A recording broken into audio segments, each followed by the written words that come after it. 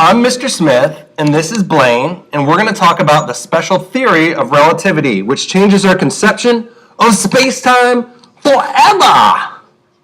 Are you okay? Huh.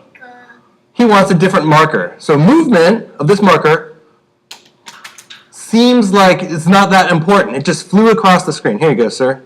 Write your name. So there's implications. So that seems like a mundane situation, but that's not how things appear to observers in relative motion. So let me give you an example, Blaine. All right, trees alongside the highway. Here's some trees. And here's the driver. These trees appear to be moving from the viewpoint of the automobile, the driver. But if there's a hitchhiker here, the car appears to be moving this way, okay? So these are just basic intuitive properties of how the world works. We don't even think about that, all right? The car drives by if you're the hitchhiker, and if you're the driver of the car, it looks like the hitchhiker moves by. But there's more subtle and profound implications here, okay? Look at Blaine's drawing compared to mine. Which one's better? You can't really judge them unless you say compared to this or that. So let's say he has a wristwatch and the car has a wristwatch. All right, they're going to tick at different rates.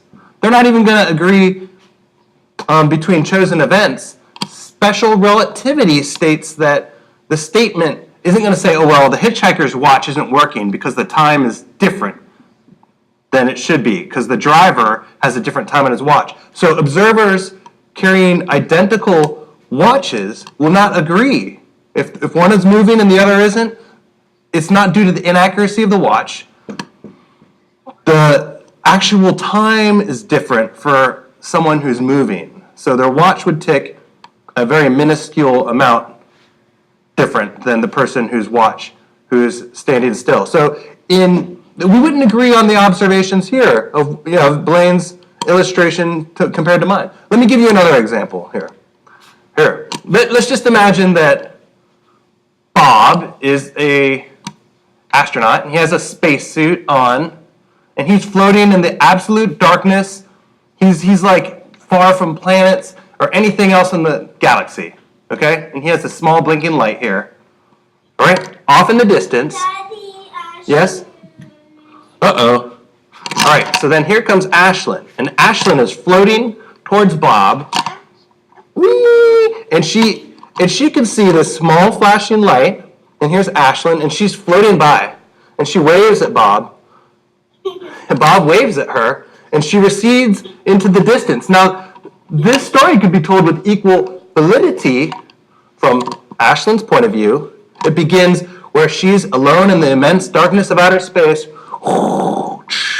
and she sees this red flashing light, which appears to be coming closer and closer and closer, and finally he gets close enough to see. She gets close to him, and he gets close enough to her, and she waves, and then he recedes into the distance. Either story describes the same situation, two distinct but equally valid points of view. Each observer feels stationary and sees the other one as moving. Each perspective is a justifiable point of view. There's symmetry between the two space dwellers, just like the car and the hitchhiker. There's no way of saying one perspective is right and the other wrong. Each one has an equal claim on truth. So this example captures the meaning of the principle of relativity. All right? The concept of motion is relative. We could speak about the motion of an object, but only relative to the ground, where the shoe, there's another shoe. There's no meaning to the statement that the shoe dropped at 9.8 meters per second squared, unless you state an object of comparison.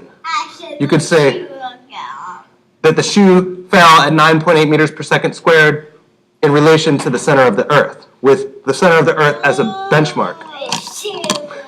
And Ashlyn, just like the Bob astronaut was moving, there's no absolute notion of motion. Motion is relative. And just like Blaine's artwork could be better than mine, only if you're comparing, and breaking my art.